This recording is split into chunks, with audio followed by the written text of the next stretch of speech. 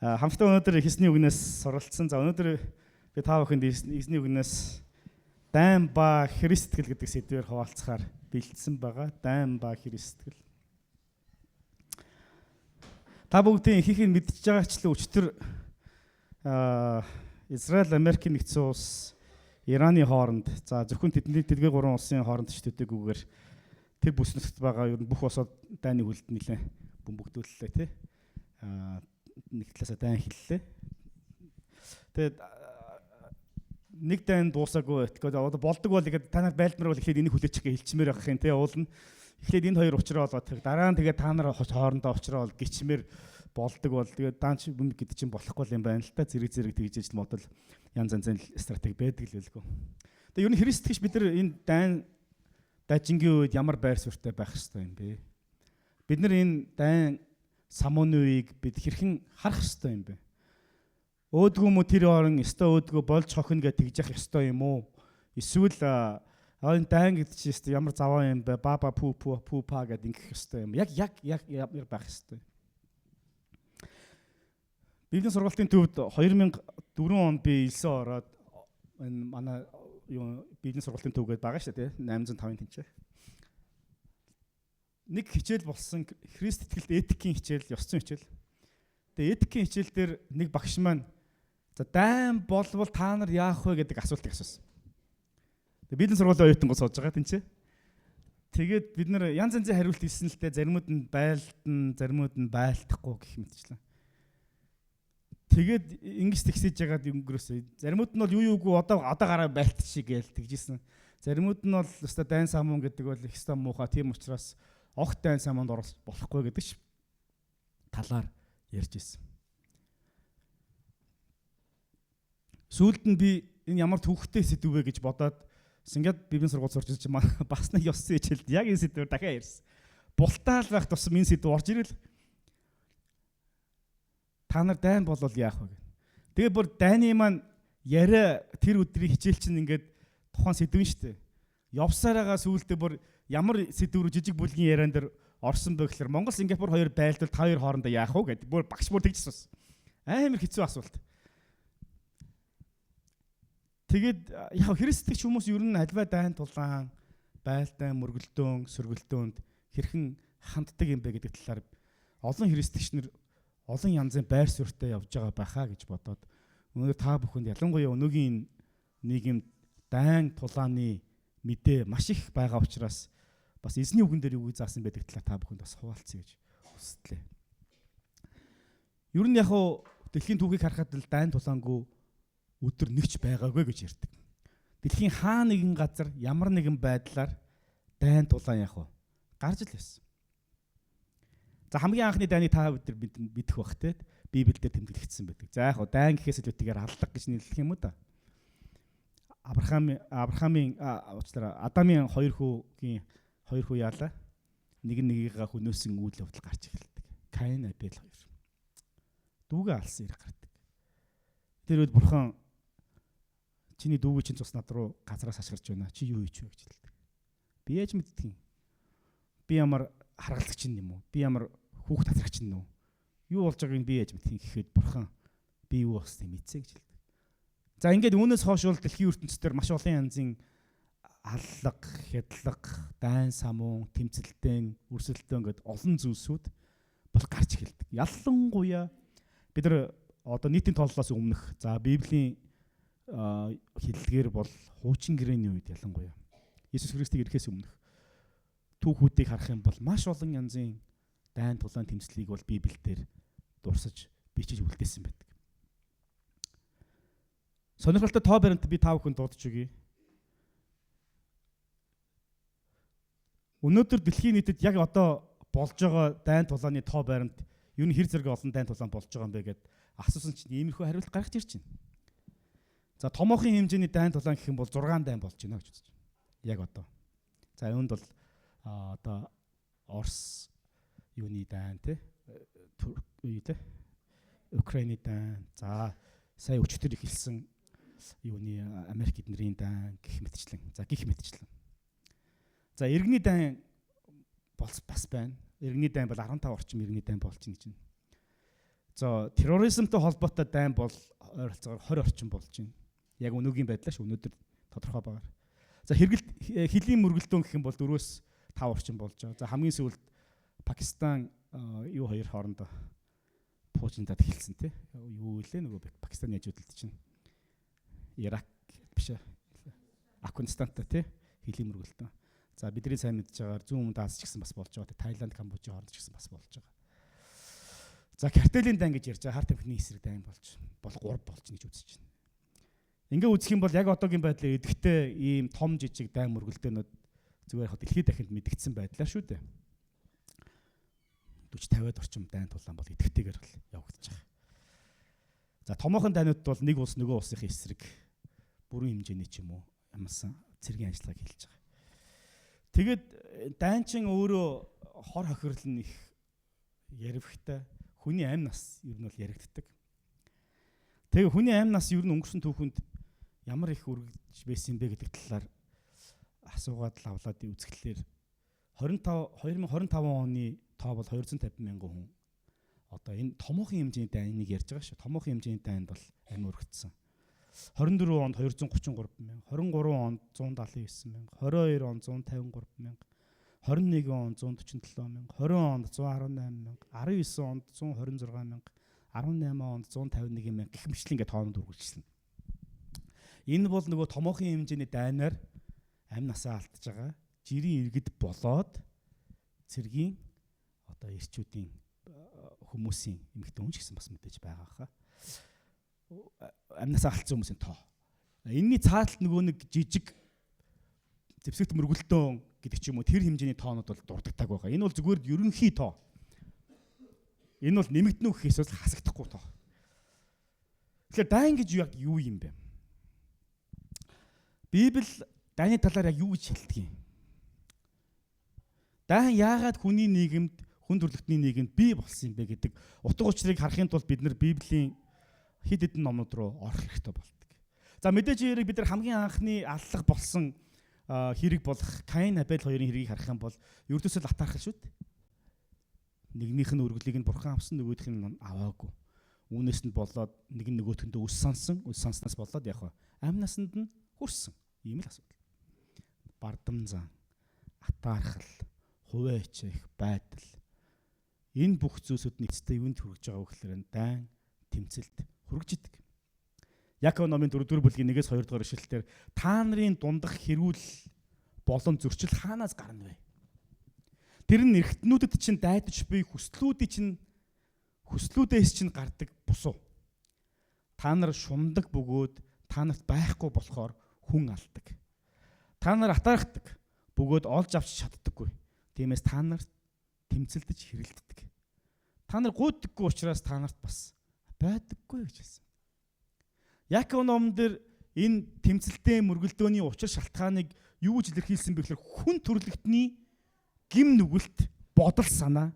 Энэ гим нүглийнх нь улмаас бий болж байгаа үүсэж байгаа нөхцөл байдлыг юу гэж илэрхийлсэн бэ гэхээр энэ бол дайн самун. Атаархал, тэмцэлтэй. Тэгээ энэ цаашдаа юунд ордог вэ гэхээр хүн алдгаа гэж хэлсэн.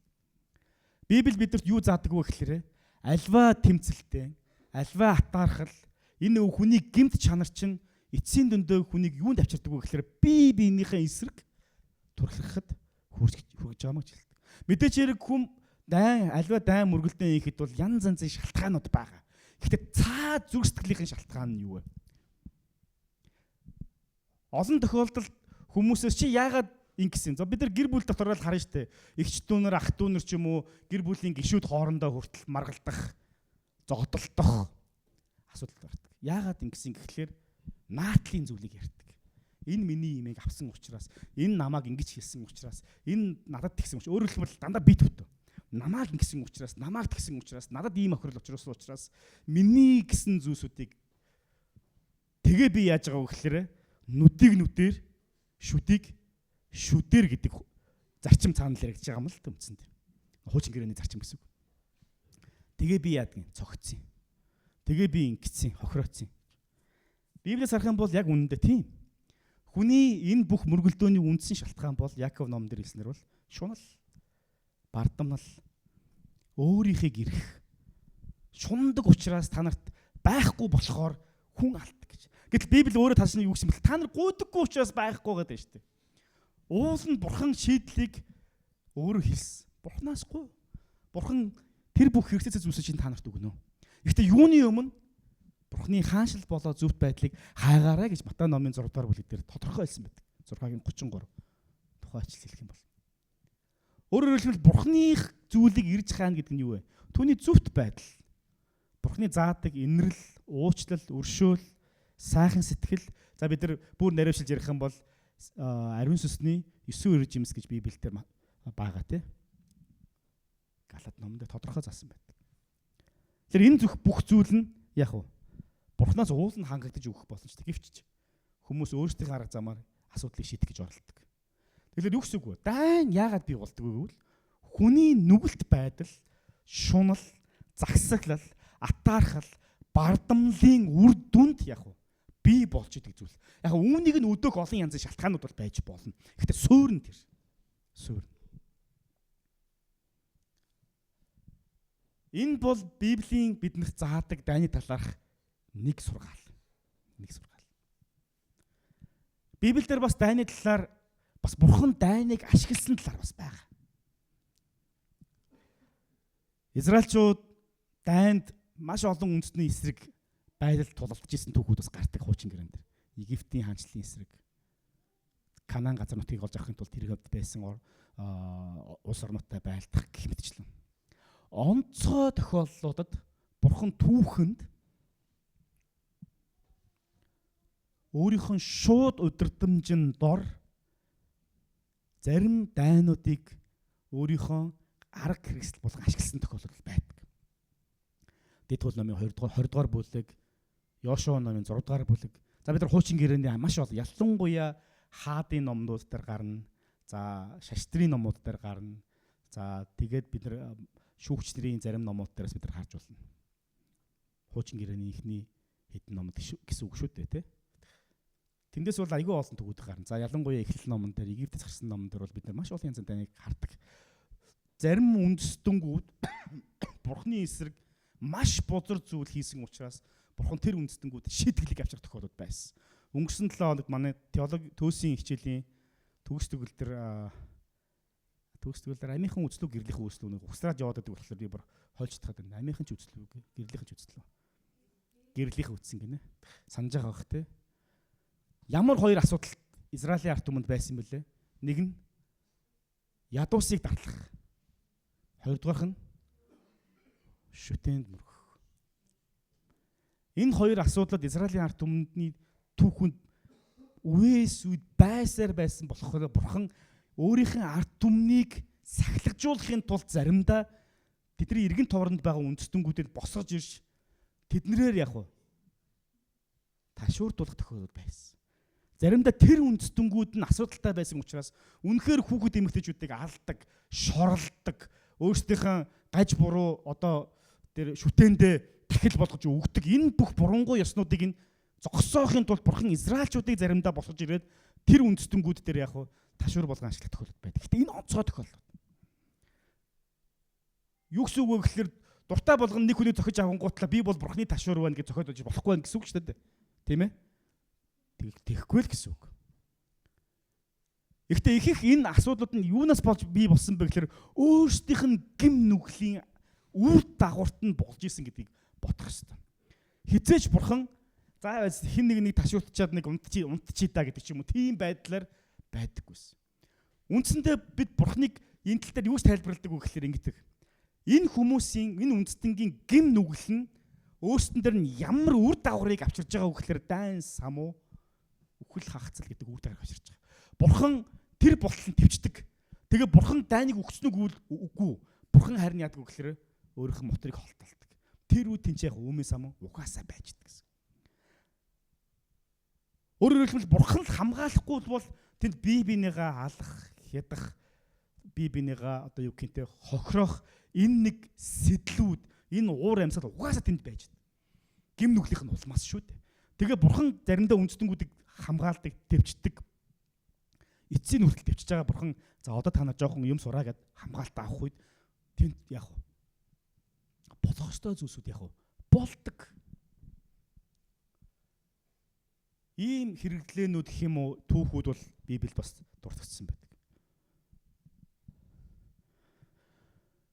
Харин Христтгэлийн ялангуяа шинэ гэрээний үед христэгч нар дайны тал дээр нэг чухал ойлголтууд бас орж ирсэн. Тэр нь Матай номын 9-р бүлэг дээр гардаг.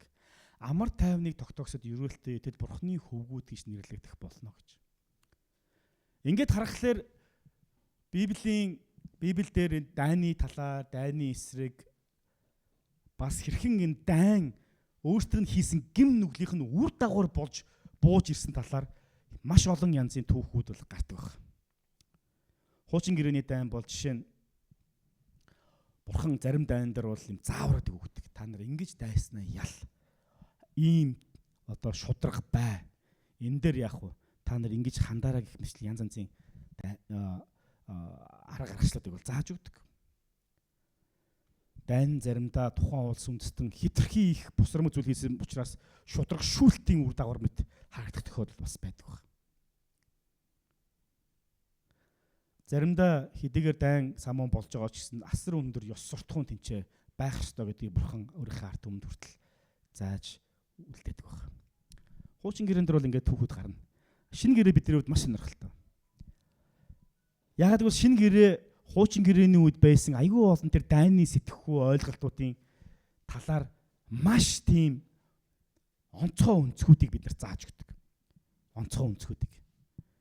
Түрүүн бид нар хэлсэнтэй Матай номын 5 дугаар бүлэг бол христэгч нарын үндсэн ёс зүйн одоо ёс зүйн бичиг баримт гэж хэрэг байгууллагт байдаг бол тийм байгууллагуудад болон улс их оронд байдаг бол энэ Матай номын 5 болон 6 дугаар бүлэг чинь бол энэ христтгэлийн итгэгч нарын ёс зүйн тэр суурь зүйлсүүдийг зааж хийж байдаг. Үүн дотор Матай номын 5-ын 44 дугаар бүлэг дээр ишлэлээр юу шиг мэтлэрэ дайсны хайрал гэдэг ойлголт гараад ирдэг. Дайсны хайрал. Дайсны хайрал. Нөгөө дайн самуун гэдэг чинь хайр гэдэг зүйлийг уучлаарай та түр гарч удаа эсгийх газар нохоо ирэхгүй гэдэг шиг тий. Тэр шиг нөгөө хайр гэдэг зүйлийг хажившин тавьж агаад хийдэг зүйл шүү дээ ихэнхдээ. Гэтэл одоо шинэ гэрээний стандарт христчнэрт ялангуяа ямар өндөр стандарт оршсон бэ гэхээр дайсны хайрлах гэдэг стандарт ороод ирдэг. Тэгээд нөгөө зөвхт байдлын талаар хавчигдагсад юрөөлтэй гэж.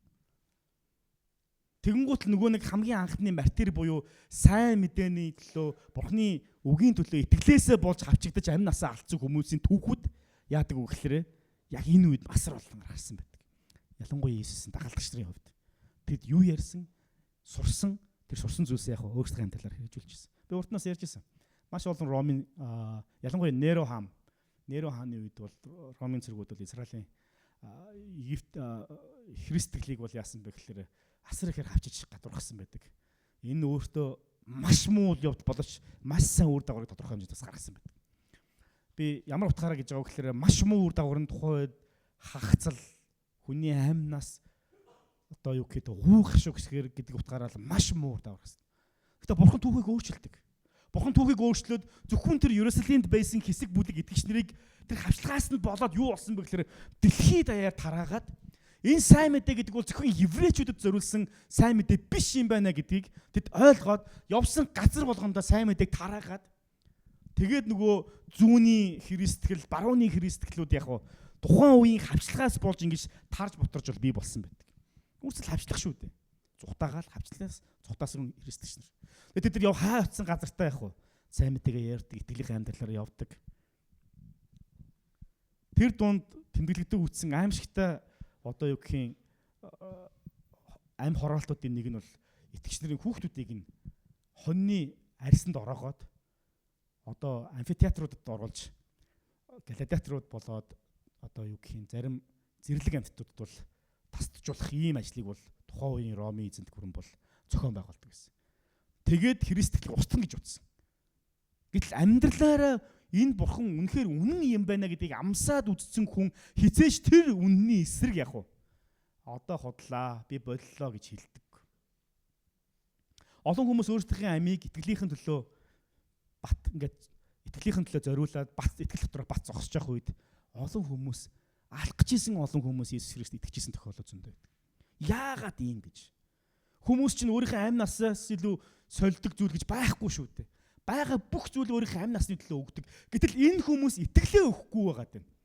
Харин ч амь насаа итгэлийнхэн төлөө өргөд байна. Итгэл гэдэг чинь яг юу юм бэ? Ийм чухал зүйл юм гэж юу? Итгэл гэдэг чинь сэтгэл санаа сайхан байх юм бол ямар нэгэн зүйлд явдаг, оролцдог. Би итгэж шүү. Жохон эцэг санаа хэцүү, амьдрал жохон хэцүү болоод мөнгө төргөн жохон татуу матуу болоод гэхлэн гол би болсоо гэдэг ийм зүйл биш юм байна гэдгийг тэр хүмүүс харуулсан.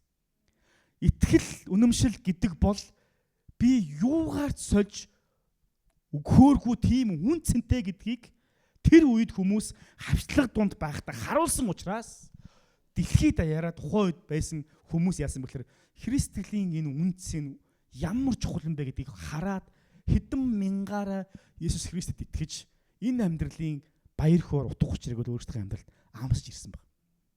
Тийм ч учраас хавчлагын үед Христгэл асар урдан яажсэн бэ? Тархаж ирсэн баг. Асар урдан. Иохан номын 18 дугаар бүлгийн 36 дугаар ишлэлээр эзэн Есүс хэлэхдээ миний хаант улс бол миний хаанчлал энэ дэлхийнх биш ээ гэж хэлдэг.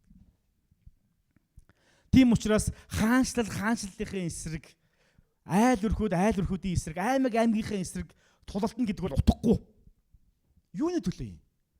Тэнгэрийн хаанчлалын төлөө бид нар хамт явж байгаа шүү дээ. Яг өнөөдөр бид нар дэлхийн дайнууд яриа л байна л да.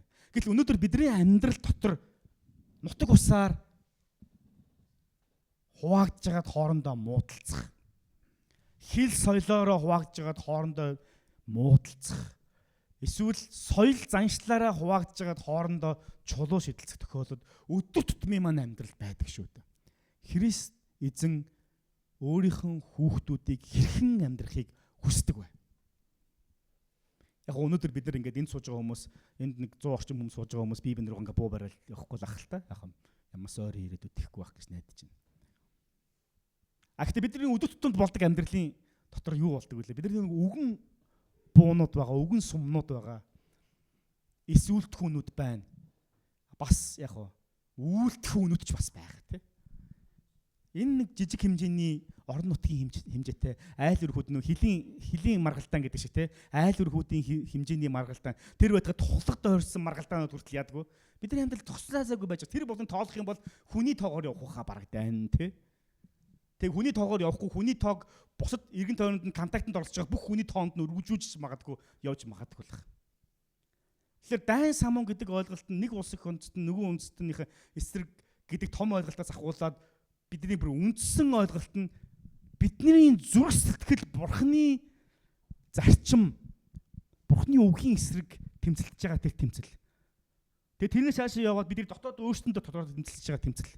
Цаашаа яваад би гэр бүл дотроо миний хажууд байгаа хүмүүстэй тэмцэлдэг тэмцэл. Тэгээ цаашаа яваад миний гэр бүл нөгөө гэр бүлтэй тэмцэлдэг тэмцэл гэдэг. Ингээд маш олон яг уу төвшөнд бидний гим нүгэлтэй байдал маань биднийг тэмцэлтүүлж уралдуулж яадаг. Гэтэ юуны төлөө юм? Өнгөрсөн 7 хоногт нэг сонирхолтой хүнтэй уулзсан.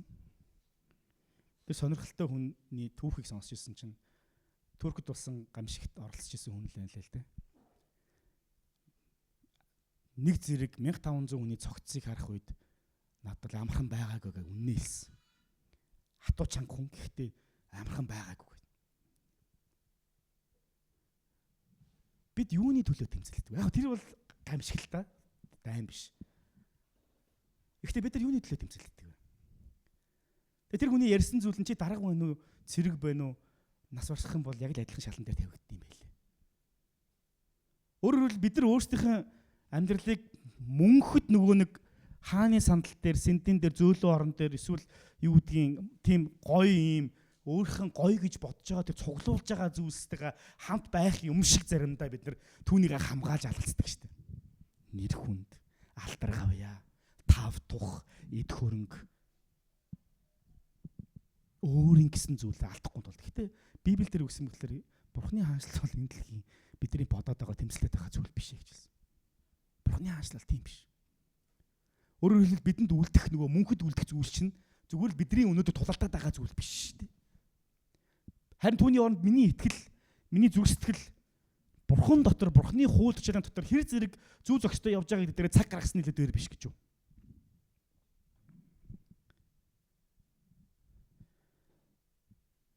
Христ итгэгч нарыг Ром номын 12 дугаар бүлэг дээр хэрэг боломжтой бол бүх хүнтэй эвтэй бай гэж тушаасан байдаг. Хэрэг боломжтой бол гэж байгаа шүү дээ. Уучлаарай энэ тохиолдол боломжгүй гэж зодлоод гэсэн үг биш шүү дээ, тийм ээ. Үнэхээр та өөрөөсөө яг хичээл зүтгэл гаргаад эвтэй байхыг хичээ гэж хэлсэн. Мөн 2 дугаар Коринт номын 5 дугаар бүлгийн 18-аас 19 дэх эшлэлээр Бурхан бидэнд эвлэрлийн албыг, тэр эвлэрүүллийн ажлыг бидэнд өгсөн. Энэ бол бидэнд өгсөн ажил. Хуваагдсан хоёр талыг нэгтгэх. Гэтэл нэг талд нь орж байгаа нөгөө талын ингэх, нөгөө талд нь орж байгаа нөгөө талын ингэх. Энэ ажил бол бидний ажил биш шүү дээ. Энэ хэний ажил гэж? Сатаны ажил. Муу ерөөсөс сатан юу хийдэг вэ? Банк хувааж идэг. Бурхны дүр төрхөөр бүтээгдсэн хүнийг яасан бэлээ? Бурхнаас нь салгаад хуваасан. Гим нүглээр намжиж. Тэгээд нөгөө гэр бүл дотор бий болсон гэр бүлийн хуваасан. Хүүхдүүд бий болсон хүүхдүүдийн нэг нэгээр нь алуулаад хуваагаа ичдэг. Үндэстэн бий болсон үндэстэнгийн дотор нь хуваагаад дэлхийн ертөнцийн хүмүүсийг бүхэлд нь яг бүгдийг нь хуваадаг. Гим нүглээс нь болоод. Одоо бид нар тэгвэл буцаагаад ямар ажил бидэрт байгаа вэ? Эхнээс нь ахуулаад бүгдийг ингээл нийлүүлэх ажил дээр үтчихэд шүү дээ, тийм ээ. Нөгөө баахан хуваацсан. Нөгөө Лего гэдэг хүүхдүүдийн тоглоом байгаа шүү дээ, тий? Томчууд зарим дуртай ч магадгүй. Легогийн эд ширхэг болгонд нэгээ задлаа хийцэн. Тэгээ зураг өгөөд маа одоо энэ зургийг хийгээт гэхэд нэг гоё ордон ч юм уу юу чи. Тэгээд бид нар тэр Легоны ширхгүүдийн хооронд нь яг зургийнхын дагуу нийлүүлээд нэг цогц том хаант улсыг байгуулахаар ажиллаж байгаа. Ажилчид шүү дээ. Өөрөөр хэлбэл бид нар бүгдээрээ Христ итгэгчид бүгдээрээ нийлээд нэг том зургийг бий болгох гэж байгаа. Бурхны хаанчлал гэдэг том зураг. Гэтэл заримдаа бид нар яадаг вэ гэхээр хүүхдүүдэд лего өгөх юм бол эхлээд хамгийн дөрөвний үйлдэл нь ийм. Олон хүүхдэд лего өгөх юм бол би аль болох олныг олж авна. Тэгээ олныг олж аваад яах гэж байгаа юм? Өөрийнх нь хаанчуулсыг байгуулах гэж байгаа. Гэтэл даалгавар юу гэвэл нийлүүлж байгаа нэгдмэл том юу ах вэ? Зургийг бий болгох гэж байгаа асуудал шүү дээ. Би хэдийн олныг хувааж авсан байлаа гэд амжилтанд хүрвэл үгүй. Гэтэ сэтгэл нь ханаж магадгүй. Нэг сайхан болж байгаа. Яагаад гэвэл миний тэрнийхээс их учраас. Би тэрний хэрэглээгүй хэрэгжилж байгаа учраас. Би тэрний аваагүйг авч байгаа учраас. Гэтэл Бурхан биднэрт юуг өглөө? Энэ дэлхийн үхэх гээд яваад байгаа тэр зүйлийн араас бус харин Бурханы хаанчлалын араас яваарай гэдэг талаар хэлдэг. Зорилгоороо үйлсээ зөвтгөх гэдэг теори байдаг. Энэ нь ямар теори вэ гэхээр зөв зөвлөлд хүрхчлээ бол буруу арга замаар хийсэн ч болно гэсэн утгатай. Гэтэл энэ Христ хэл дэмждэг үгүй. Чуулганы жишээр авахын тулд хахуул гэж болох уу? Болохгүй л гэсэн асуудал шүү дээ. Хүн аврахын тулд алж болох уу? Болохгүй. Нэг байшинг барихын тулд нөгөө байшинг нурааж болох уу? Болохгүй. Альва Бурхны өгсөн зөв зүйлийг бид зөв арга замаар нь хийх гэж чухал. Ялангуяа манай Бетаны ургач чуулган үүн дээр бол маш хатуу зохистой зөвлөлт. Бурхан биднэрт альва нэгэн мишн буюу үүрэг даалгаар өгсөн бол түүнийг зөв арга замаар хийх боломжоор хангаж өгнө. Цаг нь болоогүй бол бид нар зүгээр хүлээнэ. Цаг нь болсон бол Бурханы өгсөн тэр гарцаар л явна.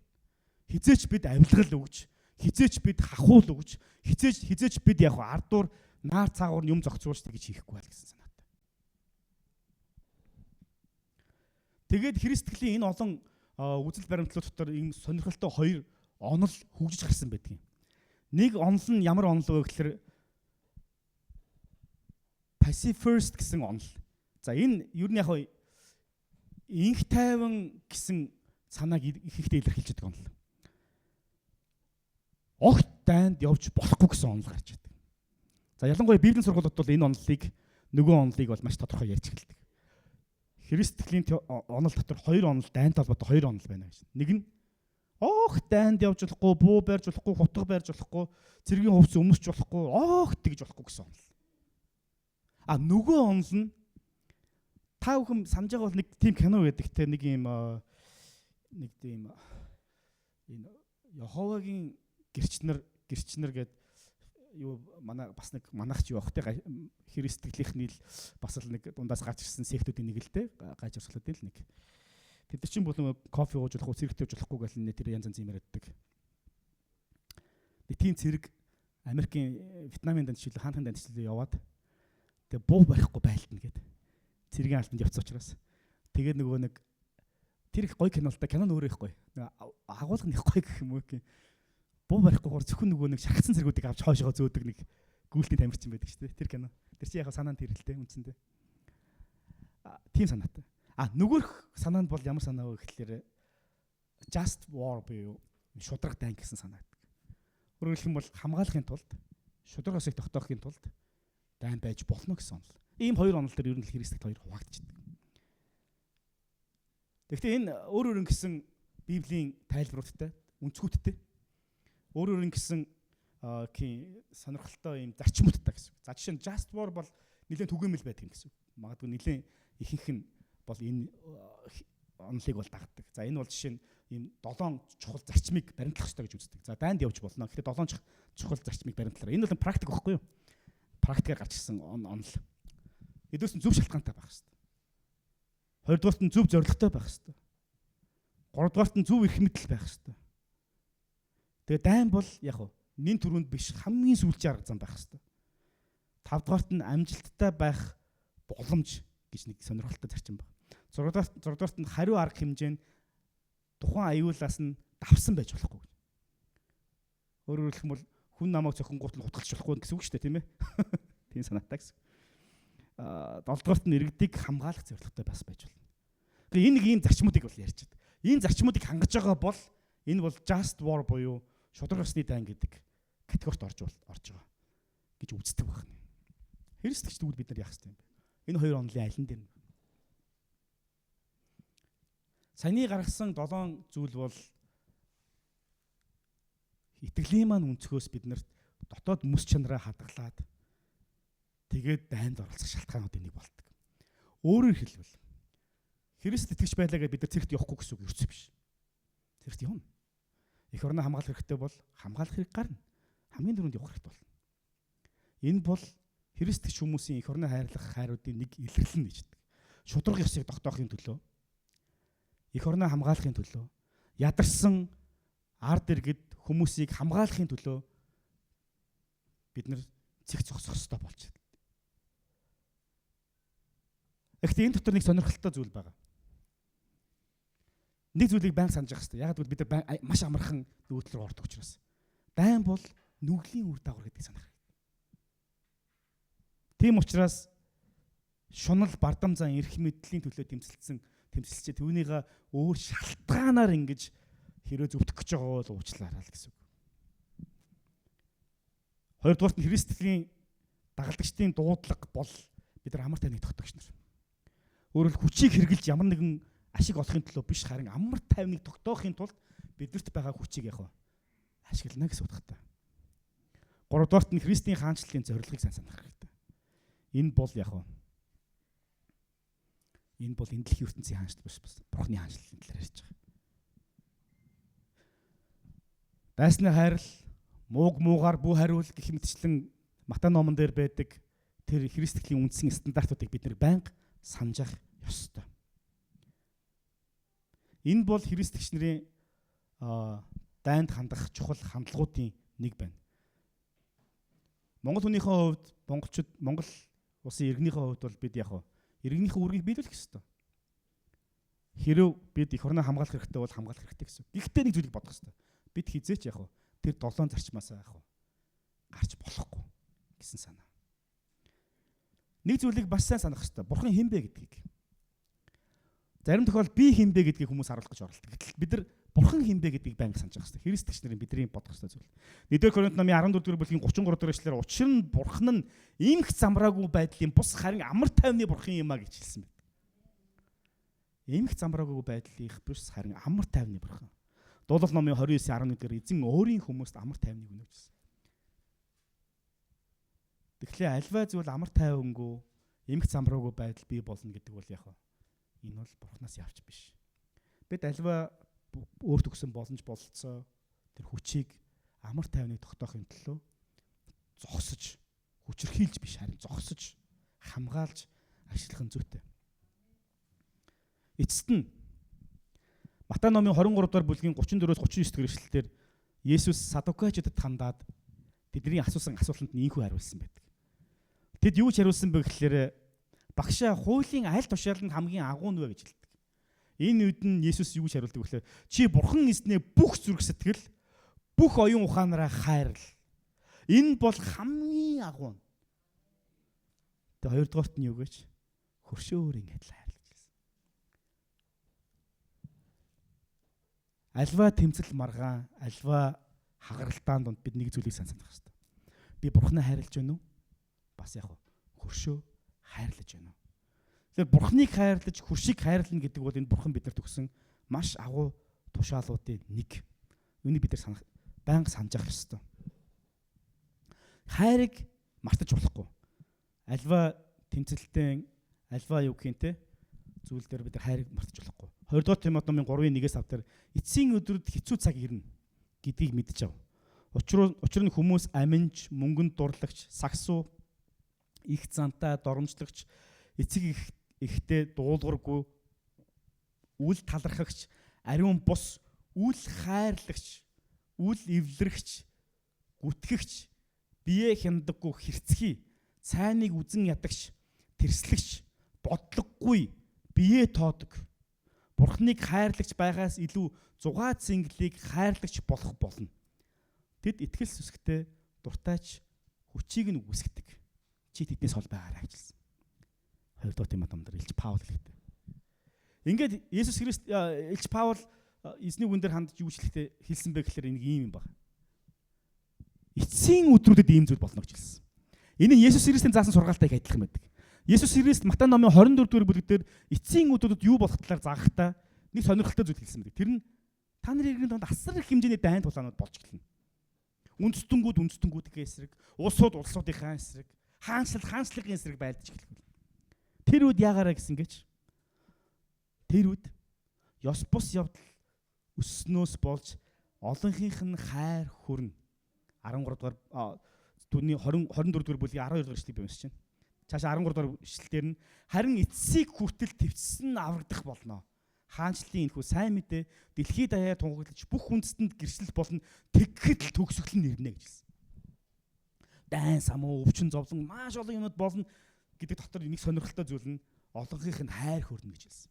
Дайн хайр хоёрыг ямар хамаатай юм бэ? Хамаатай биш үү, тий?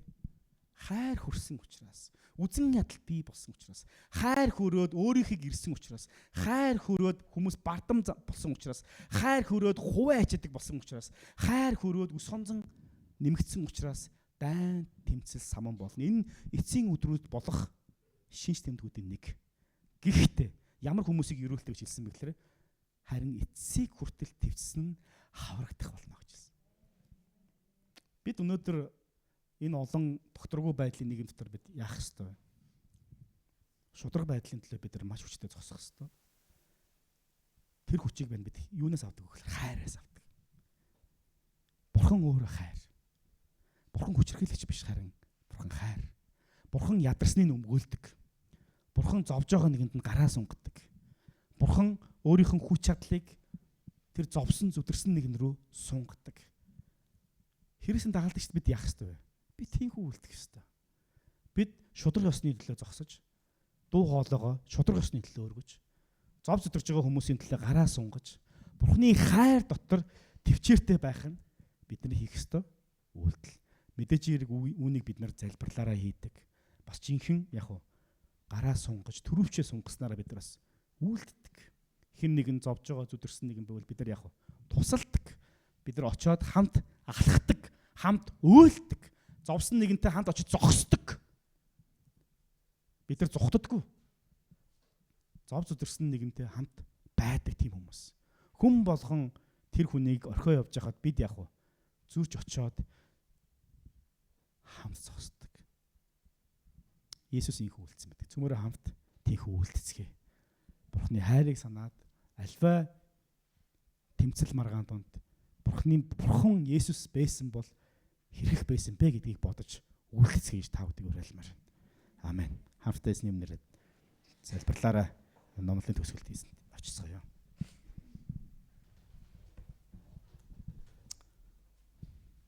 Бүгд хамтдаа хийсэнд яг одоо дэлхийд дахинд болж байгаа үйл явдлын төлөө эзнээс гуйцгаая.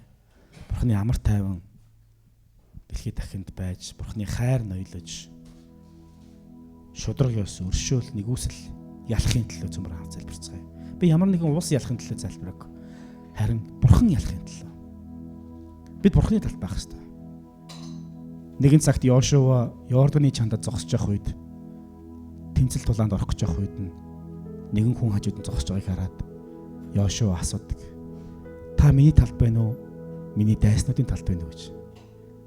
Харин тэр цэргийн жанжин Йошуад ханч хэлэхдээ би чиний талд ч биш, чиний дайснуудын талд ч биш, харин Бурхны талд байна гэж хэлсэн. Их эзэн минь та биднийг өөрийнхөө талд байлгаж хэлсэнээр эзнээс залбирцгаая.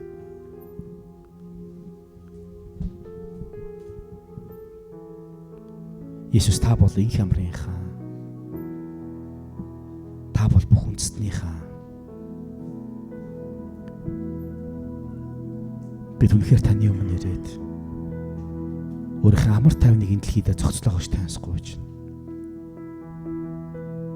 Шудраг ёс, хайр инрэл, өршөөл, итгэлцлийг таны газарт байлгаач.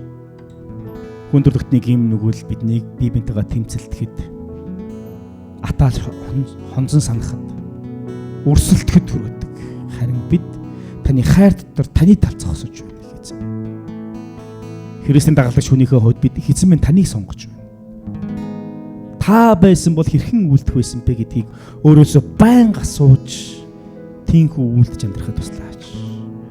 Хаадын хаан эзэн болсон Иесус би танаас гойж. Халелуя. Бүгдээ хамтдаа суудлаасаа босоод эзэнд энэхүү дугаар магтаалыг өргөцгөө. Иесус та бол инх ямрын хаан. Та бол бүх үндэстнүүдийн, бүх улсуудын, бүх овг аймагуудын хаан гэсэн үг түүнд тунгалцгаая. Та бол энэ дэлхийн хаан гэсэн үг түүнд тунгалцгаая. Мөн Иесус биш, харин Бурхан ганцлахын төлөө төмөрөө эгэснийг энэ газар тавьцгаая. Халелуя. Иесус бол